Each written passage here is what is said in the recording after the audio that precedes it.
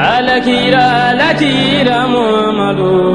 Alakira Mamadu Nyomada Ambalmal Islamu wassalamu alaikum wa rahmatullahi ta'ala barakatuh. Alakira Mamadu Nyomada Kasungalo watu kulu nyenemaya au ka rajumali baka nununye sumundawiye kasi auma nobe talike alakira sallallahu alaihi wasallam aka nyenemaya ka anaye baraba munuka adamadiyaye ni adamadiya yɛrɛ bɛ k'i yɛrɛ nafa n'o ye fo kana bila an ka bi waati ninnu na.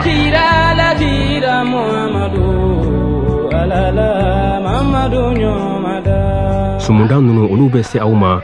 an balimakɛ Alhaji Suleman Yusuf Tarawele fɛ an k'ale lamɛn ni sumunda ninnu na.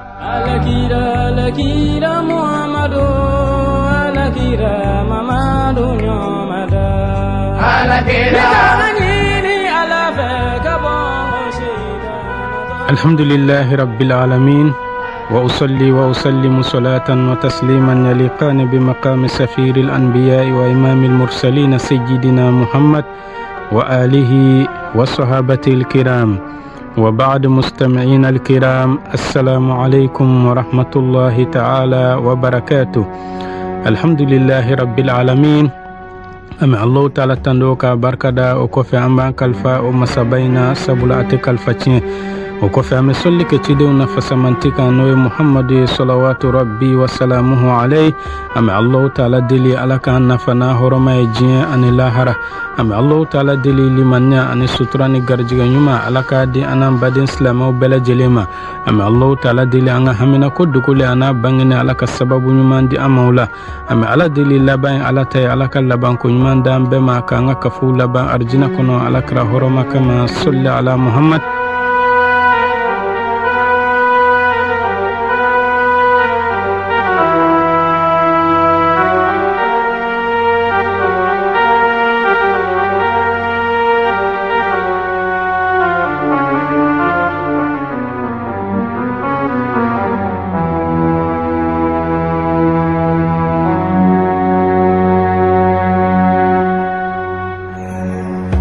الحمد لله رب العالمين. هل سامك ربين لكتاركو كانوا محمد صلوات ربي وسلامه عليه. أنا ولانت مني أيا لك رسول الله عليه وسلم أبننا تكمي وكفى آمنة أيافا تنونا للا تكمي أنا كلارك أيتكمي عند سر علوما وكما أنا ولانا نسي لك رسول الله عليه وسلم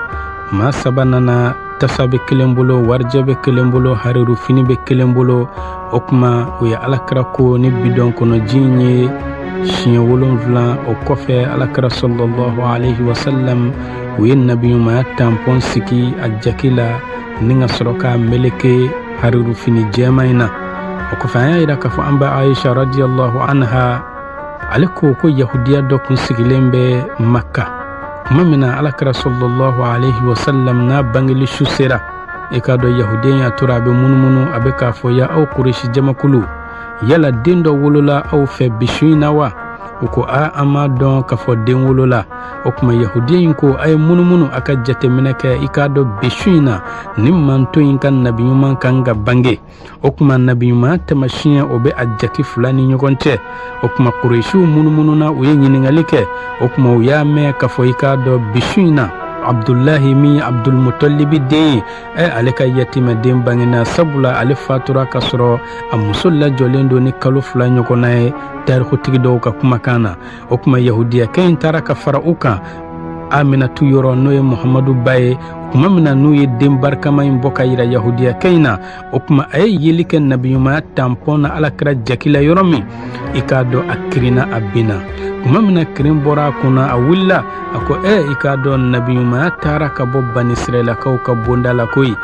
ya au kureshi jamakulu nkalela alala ikado ni mina tarabaso ni au yitarabaso likilingilin bela jilena ninkiboro ya bena bo jinya koron kata klebi okuma damfen bela jilembena ninkiboro ya me ودل شيخ فزازيكو أفاض الندى فيضا وأعمل صعدتا أكو هكادو على رسول الله عليه وسلم الذي فنسيريا دي للا نما مما سونغا تكو على كراكو نكويا أن فنسيريا لا كو إكادو أبي أتك لما بارا نتمكالي فساس بذاك الخلق لينا وشدة o kuma nin cogoya in de la alakira adamadenw la baara ɲɔgɔnya danfɛnw bɛɛ nɔgɔya la ani gwɛlɛya la ni a ye nɔgɔya kɛ ka maa min wele ni e ma sɔn o kuma gwɛlɛya a b'o kɛ k'i wele fa ya habadha minhu liman sha'a umdata a ko ya aw jamakulu ni nabiɲuman min filɛ n'o ye muhamadu ye n'a ye maa min ja e k'a minɛ ni k'a kɛ i sɛmɛyɔrɔ ye imamun li rusulillah i k'a dɔn ciden bɛɛ lajɛlen fɛn o fɛn bɛ Allahu Taala ka cidenya kɔnɔna na ko a bɛɛ lajɛlen ka alimami de ye muhamadu ye bad'an daminɛ la wa awdatan ani labana bihi yuhtamu dhikrul jamil wa yubda'u i k'a dɔn kosumali ɲumanw a bɛ laban ni alakira ye wa kosumali ɲumanw olu de bɛ daminɛ ni alakira ye o kuma n'i bɛna ala wele kuma o kuma i ka ala wele daminɛ ni sɔlatu ye alakira kan o kuma n'i ka ala wele banna fɛnɛ i ka sɔlatu kɛ alakira kan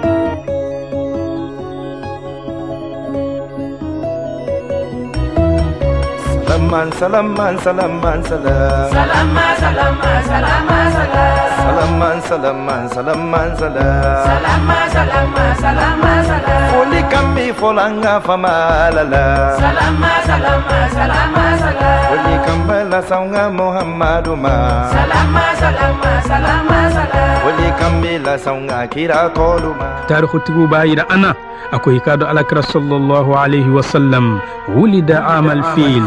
a bangina ka bɛ samakɛlɛ san de ma ka kɔn samakɛlɛ ye ni tile 50 ɲɔgɔnna ye dɔw ko alakira bangina samakɛlɛ kelen kɔfɛ ni tile 50 ye dɔw ko a bangina samakɛlɛ kelen kɔfɛ ni tile 40 ye o kuma ka bɛn rabiul awwalu o kalo ma n'an b'a fɔ a ma dɔnba kalo ka bɛn o tile 12 ma ka bɛn fajiri kɛnɛ ci waati ma o de la musnad b'a fɔ an ɲɛna a ye min minɛ ibnu abbas da radiyallahu an ale ko an ma wulida yawmal ithnain i k'a dɔn muhamadu ale bangena ka bɛn tɛnɛndon ma wastun bi a yawmal ithnain nabiɲumanya dira a ma ka bɛn tɛnɛndon ma a bɔra maka ka taa madina ka bɛn tɛnɛndon ma a donna madina ka bɛn tɛnɛndon ma a ye hajarul aswadu ta ni k'a bila a pilasi la ka bɛn tɛnɛndon ma a b'o cogo la alakira ye makan dayɛlɛ ka bɛn tɛnɛndon ma suratul maida n'o ye seliji sura ye nin fɛnɛ jiginna alakira ka bɛn tɛnɛndon ma wa alakira tilara k'a daba ma kunbɛnɲɔgɔnya fɛnɛ ka bɛn tɛnɛndon ma wa i k'a dɔn alakira bangeli su ko o de ka fisa ka tɛmɛ leilatul qadri kan n'a y'a sɔrɔ anw ye leilatul qadri minɛ ni k'o kɛ selidon ye o kuma ko alakira bangelidon ka fisa ka tɛmɛ o kan tiɲɛ don leilatul qadri selidon don suba don su in ka fisa ka tɛmɛ kalo 1000 bato kan nka ni alakira kuma bange i k'a dɔn anw kun tɛna leilatul qadri dɔn koyi o de la kodɔnnaw ko yanni ka ɲaga fɛn ba fofo nɔ na o kuma ko fɛn min y'a fofo k'i ka ɲaga o la o kuma yan'an ka ɲaga leilatul qadri la cɛ min ye leilatul qadri yira ana o kuma k'an ka ɲaga o la leilatul qadri yɛrɛ fɛnɛ natalen don alakira la o kuma alakira sallallahu alaihi wasallam k'a bangena makka Muhammadu bangina dinɛtigi bangina kuranɛtigi bangina Ozonole khaira Muhammadu bangina nɔrɔtigi bangina kundotigi bangina Ozonole khaira Muhammadu bangina nɔrɔtigi bangina hadisatigi bangina Ozonole khaira kuma mina n'a bangena Suwaiba n'o ye Abi Lahabi ka jɔnmuso ye ni a tɔgɔ yɛrɛ ye Abdul Uzza ale de bolila biri ni ka taa a matigi ladɔnniya ni k'a nisɔndiya a ko Abi Lahab i k'a dɔn i balimakɛ n'o ye Abdullahi ye a muso Aminatu y'a yɛrɛ sɔrɔ denkɛ la denkɛ in a dawula ka bon a nɔrɔyalen don den dafalen don kuma mina nin fɔra Abi Lahabi ye yɔrɔ min a sina k'a fɔ Suwaiba ma o kuma e kan hɔrɔnyara i ye n la nisɔndiyali min kɛ o de la a lakalela k'a fɔ Abu Lahab kuma mina n'a fatura dɔnnikɛla dɔ sogora k'a ye o y'a ɲininka sogo la a ko yala e yɛrɛ lahalaya bɛ cogo di i fatulen kɔfɛ Abu Lahab i ye alakira juguyali min kɛ i lahalaya bɛ cogo di o la faqal Abu Lahabi ko finnar i k'a dɔn bɛ tasuma kɔnɔ koyi illa annahu akunga kufona kera ntenen shu ikado Allah taala bil lajaba fiya ka bonka okuma ntega dengonu ni nyugon chembu osusu me jido soroye nga okera ni mun sababu ye suweiba no nga jomusoye anen lalen la donia ninga la nisoja ka fon baymake no Abdullahi kale musoya yere soro ni den barkamaye den dawlamado kabako dendo den dantugo dafalendo abeka mana iba fo kalo kleta annanishu nere nisojara ni jomuso in kan horonya o ni alakra bangeliye ko o de kamantene ontene Allah taala bil lajaba wuli kabo ne Abu Lahabika o de la anga doni cheba doko no Ibnul Jazriye idha kana hadha kafira Abu Lahabi min fle ni ayasro kafo ko nin kera kafiri de ale alakra juguya la mama juguya min nyugonke waja dhammuhu fa Allah taala nana Abu Lahabi dokoya ninga jashi kake maninye ninga suranjo jigi atokola bitabati yadahu Allah taala ko kikado Abi Lahabi ategefla o halakira fil jahimi mukhallada wa abi jahannama kono adumine bada ata annahu fil yawm al ithnain daima ukma nakibar yawla kuntene ontene min dumenendo note kotige yukhaffaf anhu lisururi bi ahmada kikado lajaba be fegenya ka bo aka munkama sabula anniso jarani muhammadu bangeli donyi fama dhannu bil abd alladhi tula umri bi ahmada masruran wa mata muwahhida ko kuma ebe jigiya jumenta jonkama jomi nale ya shibele jelinke anniso jalendo alakra nofe wa anniso jalendo ne alakra baka bangeli aklara ka fatu alakele bantiyaka ka fa kasura maflan ka fo ya barake ko yala otigila maka ngake tugodi mami ya kan nyene ma beke alakra jugu yala nga niso jaran alakra shiye kilempe alakra bangedo ntene le jababe takaboka okuma mami be niso jan alakra wati be ale dum fene ma flanka fo ya barake otigila maka ngake tugodi auma alado aunte dinedoni alakira nalende Ozonole khaira aunte alado auma dinedoni alakira nalende Ozonole khaira auma unkogodo auma nyekodoni alakira nalende Ozonole khaira alakra sallallahu alayhi wa sallam tarikhu bayira ana ako aka bangeli daluyaw la belebele ani kabako belebele munun kera aka bangeli do min lakalela tarikhu la ni oluye tarikhu sikilenye ikado alakra bangeli do Kisra pale ale yere la o kofe badobe nabe foma tobariya ba ko o bani fene jijara o kofe persu kumbe tasma min bato o tasma fene dugana o ya soro tasma nye sam bakelen de ke amananendo atisa nga alakra bangishu ko tasma sara o de la Sheikh Busuri alebe kuma ni yoro nununka ako amma burda kono nana yawmun tafarrasa fihi al-fursu annahum ako alakra bangeli don o kera donde fursu ya don kafa olu sabula alakra be bange kumami o ya soro fursu namba fama Iran jamana be olu de kunye deuxième puissance jinya kono Rome namba fam no abe Italie kono bi okuma Rome de kunye premier puissance jinya kono kabe alakra bangeli watima okuma deuxième puissance on premier puissance ki ka don ko nunun bele jele hakli mayara alakra bangedon ka foko sisan koni olu sonsirana ni nyangata ni geleyaw jiginiye sabula komi yu soro ikado uya don ka foni kodo natoy mimbena olu ka fanga cinye obolo wabata iwanu Kisra ako odon Kisra pale o shira wa huwa munsadiun pale be ka peren ayere ma fuite ka soro ibe so jole a jotugo nyuma ibe bodro ka singa soro a perenendo a uya do kodo benin ko insinkoro ke shamli ashabi Kisra iko mi Kisra so dungo oluka kafoshi غير ملتئم والنار خامدة الأنفاس من أسفي من يكفو فين تنوي إكادو تسممي نو persiw kun be k'o bato san 1000 tasuma in mananen don a tɛ sa u ɲɛ b'a la tasuma in be ka duga dɔɔni a be ka sa mun kama min asafin alayhi sabula tasuma yɛrɛ fujununa cɛ min bena kɛ sababu ye k'ale batoli dabila o cɛ de bangenata wa nahru sahil aini tobariya baji yɛrɛ o banin be ka simi mun kama min sadami fujunu kama sabula cɛ min bena ale batoli dabila o cɛ de bangena wasa asa wata akoy kado sawakaw koni olu fujununa koy mun kama olu fujununa an ghadatu buhayratuha ko luka banin jijara warudda wariduha muso min nana kale bena jinta al sekina bil ghayzini min nogoye hina dhomi kuma mina min nogora ka bena jimi banin jila anana soro banin jijara sabula banin fujununa temi bena ale batoli dabla o che bangena kaba o kuma halni jima ye ale kono tukun ikado bashite ola watara at usuru qaisar ikado qaisara o ka sangaso ki kado ko okumbe ye bi rom jamana kan yara hadman daruhul bataha mamunun ka dubbe makan dugu makolokan ki kado kibi toye ka qaisar ka sangaso rom jamana kan okuma ne alakra bangeli o shukaba ko dowye odela anga tarhu dobe noye المواهب اللدنية بالمنه المحمدية عليكم كو ولا زال أهل السلام كشي سودنجو كون مولي ولو بن نسوجا ni alakra bangeli kaloye ube dumini baw tobi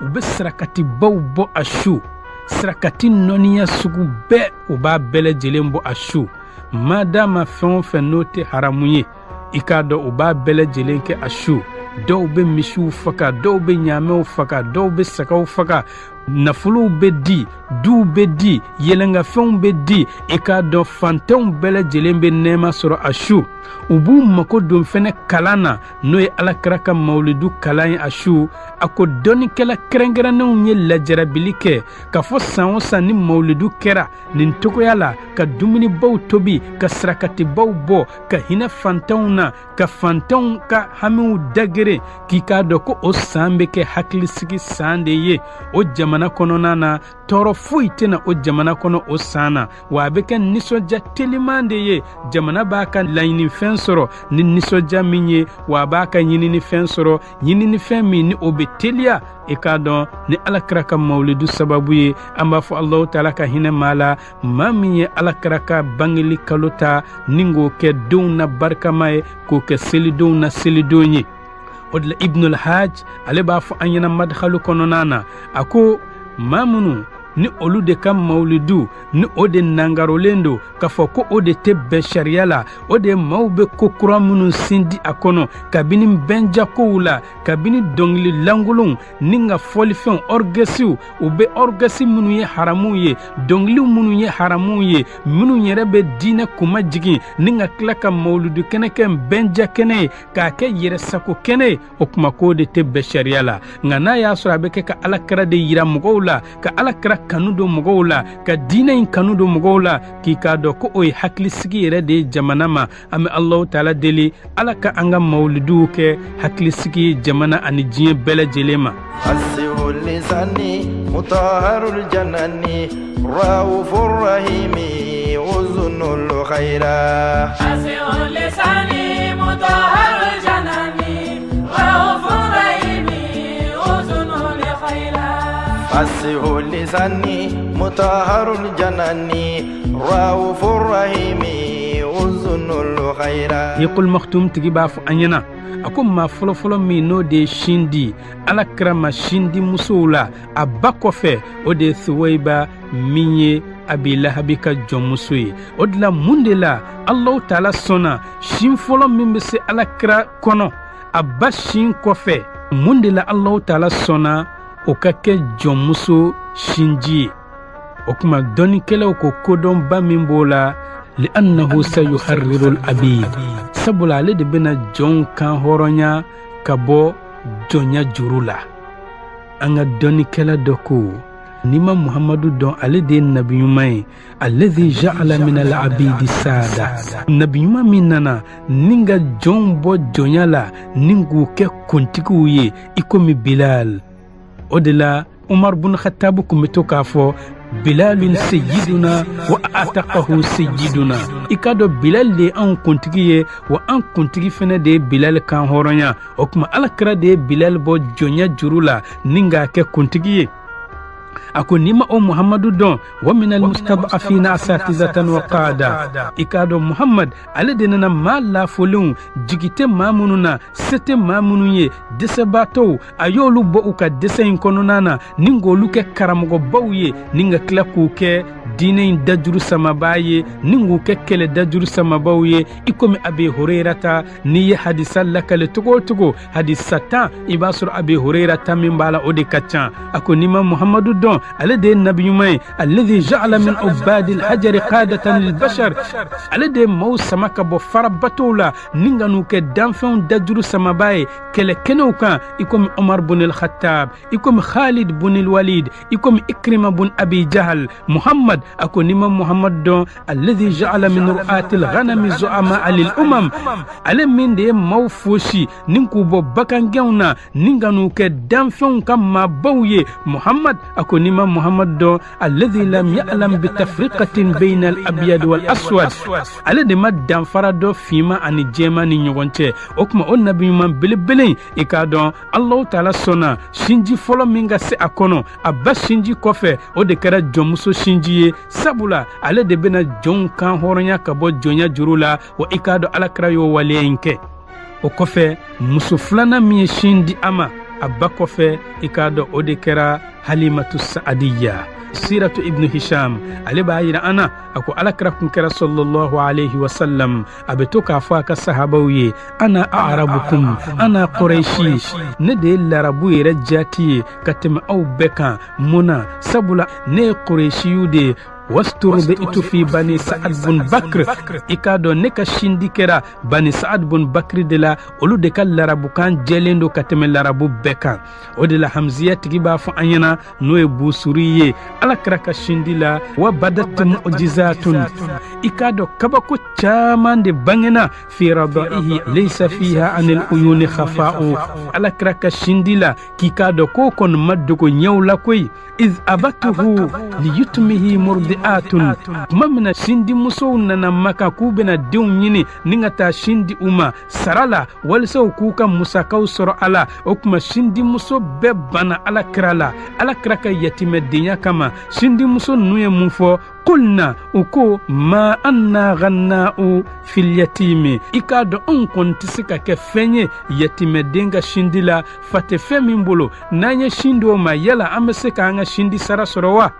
kuma mina ni shindi musow bɛɛ bana Alakira la hali n'olu yɛrɛ kun nana Alakira kun tɛ sɔn olu la koyi a ko nka sa fa atatuhu fatatun min ali Sa'adin npogotiginin dɔ de nana Alakira ma ka bɔ Sa'adu so dungew la kad abataha li faqriha ruda'u o y'a sɔrɔ shindi denw fana bɛɛ bana o npogotiginin na a ka fantanya kama ko sabula a ɲɛma nɔgɔsilen do nka o y'a sɔrɔ o npogotiginin de fana ko ka di Ala ye ka tɛmɛ muso bɛɛ kan o don sabula ale de bina shindi danfɛnw na sɔn hɛrɛma ma n'o ye Halima Sa'adiyya o kuma tarihu b'a yira an na ka fɔ an ba Halima min ye Zu'aybu den ye Halima furucɛ de tɔgɔ ye Haris bun Abdul Uzza a ko a furucɛ ma a ko fa wallahi ne furukɛ i k'a dɔn kalila Ala la ne jɛɲɔgɔn muso foyi tɛ ne ni minnu bɔra Sa'adiyya la ka na fo a k'a sɔrɔ o ye sinmiden dɔ sɔrɔ nka ne de ma sinmiden sɔrɔ nka ne kɔni b'a kɔn a man di ne ye ne ka segin n jɛɲɔgɔn muso tɔw cɛ la den bɛ bɛɛ bolo den tɛ ne bolo o kuma bɛɛ bana yatimɛden min na dɛ o kuma ne bɛ taa o yatimɛden yɔrɔ o kuma ne b'a minɛ walisa ka sin di a ma o kuma min na nin kɛra i k'a dɔn hakika la lakale la annahu ka fɔ Alakira sallallahu alayhi wa sallam kuma mina a bangena kɔnɔw ko ya Ala anw b'a ɲini i fɛ anw ka Alakira lamɔ walisa anw ka se ka nafa sɔrɔ ni Alakira labaarali n'o ye a ladonni ye o kuma kungo kɔnɔ sogow olu fɛnɛ nana ɲini Ala fɛ ko olu de b'a fɛ ka Alakira lamɔ ka sin di a ma walisa olu ka kɔrɔta sɔrɔ ni Alakira ba in ladonni ye an'u ka bonya sɔrɔ o kuma kɔnɔw y'a laɲini u ka Alakira lamɔ waraw olu y'a laɲini u ka Alakira lamɔ nka Allahu Taala ko kɔnɔw aw ni waraw aw ka hakɛ to o kuma Allahu Taala ye welelikɛbaa dɔ bila ka weleli kɛ ale yɛrɛ Allahu Taala ka se kɔnɔ a ko ya aw danfɛn bɛɛ lajɛlen i k'a dɔn Allahu Taala y'a sɛbɛn a ka dɔnni gale la kabini danfɛn foyi ma da k'a fɔ i k'a dɔn a ka nabi ɲuman a bɛna sin min yɔrɔ min o de ye Halimatu Saadiya ka yɔrɔ ye o kuma Halima Allahu Taala y'ale de kɛrɛnkɛrɛn o kuma an ba Halima ale ko fadhahabtu i k'a dɔn ne Halimatu n taara Abdul Mutalibi ka so o y'a sɔrɔ a mɔden o bɛ yen nɔ n b'a fɛ ka taa sin di a ma i k'a dɔn Halima ko fa idha bihi mudrijun i ɲɛ bɛ den barikama in na a melekelen don fi thawbin fini dɔ de la sufin min ye kasafini ye abiyad fini in ka jɛ walawala mina labani ka tɛmɛ nɔnɔ kɛnɛ kan yafuhu minhul misku parfɛn suma duman bɛ ka furufuru ka bɔ a la watatahu harirun khadra hariru fini bingɛnɛma dɔ bɛ a duguma raqidun ala qafa i k'a dɔn den barikama in dalen don a tamanda kan yaguttu a bɛ ka sunɔgɔ fa ashfaqtu a ko ne yɛrɛ Halima siranna an uwaqidahu n ka den in lakunu mun kama min nawmihi ka bɔ a ka sunɔgɔ la li husnihi a ka cɛɲa a n'a ka dawla a n'a ka farikolo nɔrɔya kama i k'a dɔn ne Halima siranna ka den in lakunu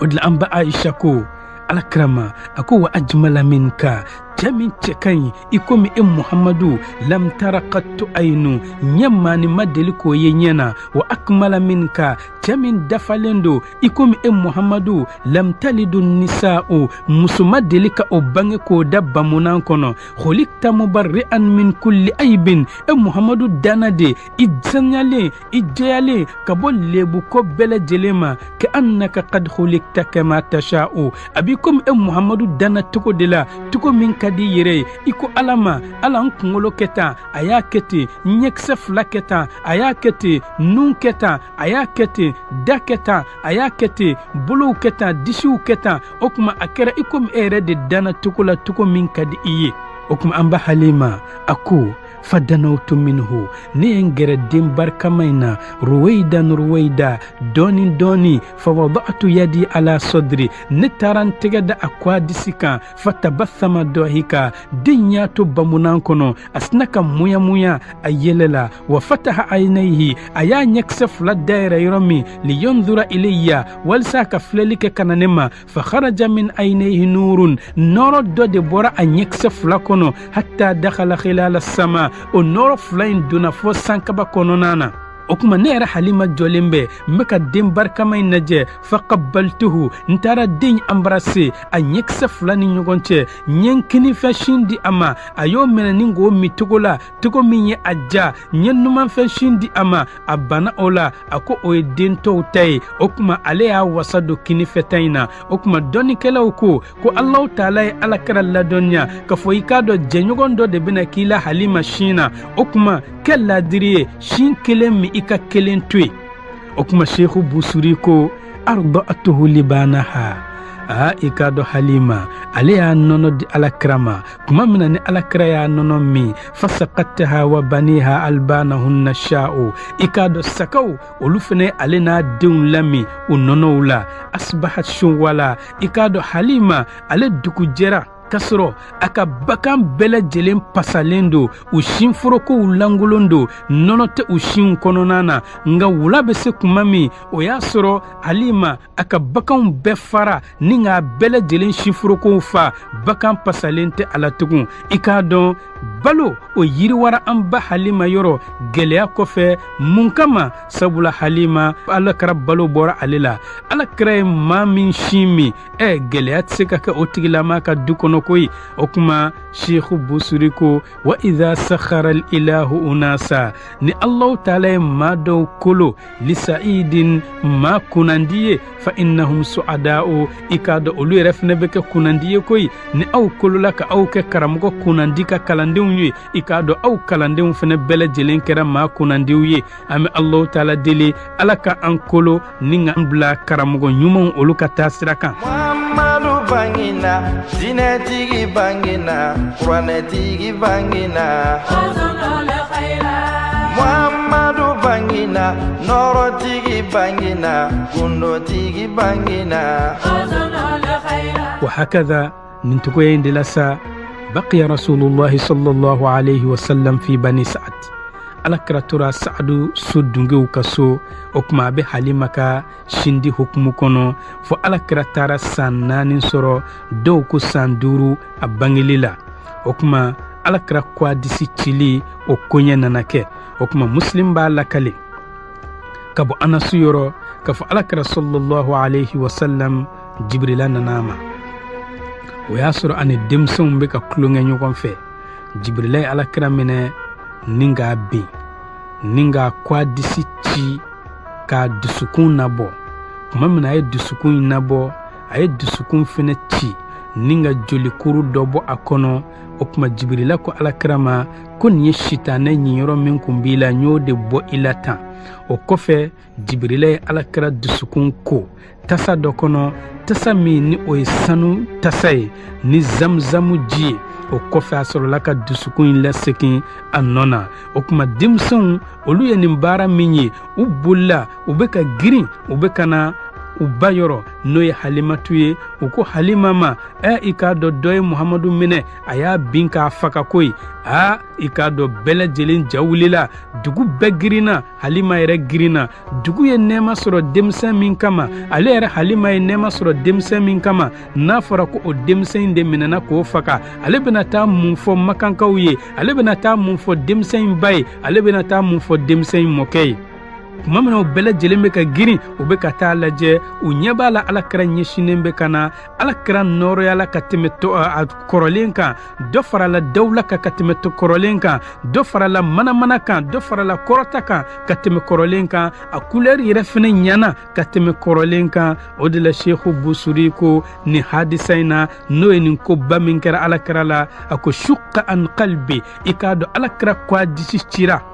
wa ukhrija minhu mudgha ninga sugo kungurun dɔ bɔ a kɔnɔ n'o ye jolikuru ye inda ghaslihi sawda'u jolikunguru min ni a finen do o kuma ka dusukun ko ninga sɔrɔ ka a sabati k'a bila a nɔ na idh ahatat bihi malaikatullah kuma min na Allah taala ka mɛlɛkɛw n'olu ye lamelekeli kɛ ni ala ka cibaa ye fa dhannat i k'a dɔn an ba Halima y'a jigiya bi annahum qurana'u ka fɔ ko jinɛ juguw de don o kuma Fazazi ko nabiyun a ko n'i ma Muhamadu dɔn ale ye nabi ɲuman de ye azimul qadri nabi ɲuman min a jɔyɔrɔ ka bon mursalu i k'a dɔn nabi ɲuman a cilen don hakika la yu'allu bihi miniko filanan kɛra ni a ye mudhkana tiflan kabina denmisɛnnama wa yunhalu i k'a dɔn miniko fɔlɔ yɛrɛ kɛra ni a ye n'o y'a kɔ a disi cili ye falillahi minhu i k'a dɔn maa ka nɔnɔ bɔn kabakoya bɛ Allahu taala ye wa huwa a'la i k'a dɔn alakira ale de kɔrɔtalen don ka tɛmɛ danfɛn bɛɛ kan wa akmalu wa alakira de dafalen don ka tɛmɛ danfɛn bɛɛ kan aminun i k'a dɔn alakira ale de ye danaya nabi ɲuman ye li irshadil ibadi kana jɔnw kandali ma mu'ahalu wa ale de ye o so dunge ale de ka kan ni o ye habibun a ko i k'a dɔn alakira sallallahu alaihi wasallam ale de ye kanuba ye munaba'u wa i k'a dɔn ladɔnyalikɛliba ba do bi asralil qulubi dusukun gindow la o kuma alakira sallallahu alaihi wasallam kuma min na ni nin waliba in kɛra la n'o de ye k'a ko a disi ci ni ka dusukun bɔ k'a ko ni ka saniya ka jolisu in bɔ a kɔnɔna na o kuma Halima a y'a ye ko bɛ ka kɛ cogo min a siranna a siranna alakira kan sabula tɔɔrɔ kana na alakira sɔrɔ ale yɔrɔ sindi yɔrɔ in na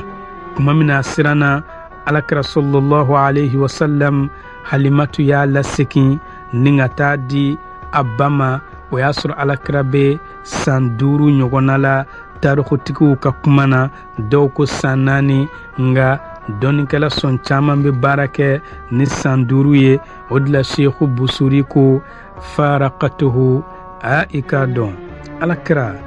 Halima y'a fara ɲɔgɔnya kurhan ka sɔrɔ a man di Halima ye nga a siranna de tɔɔrɔ kana na alakira sɔrɔ ale bolo wa kana ladiha thawiya i k'a dɔn alakira kun sigilen do an ba Halima yɔrɔ la yamallu minhu thawa'u i k'a dɔn sigi o kɔni tɛ nege bɔ alakira la ni alakira sigilen do sɔgɔma i b'a sɔrɔ midi o sigi ka di ka tɛmɛ sɔgɔma kan 1 heure dɔ bɛ fara sigi kan wulafɛ dɔ bɛ fara sigi kan sufɛ kuma o kuma ni sigi bɛ ka kuntala janya i k'a dɔn aw bɛ diya ɲɔgɔn ye ka taa nka n'a y'a sɔrɔ maa wɛrɛ do ni sigi bɛ ka kuntala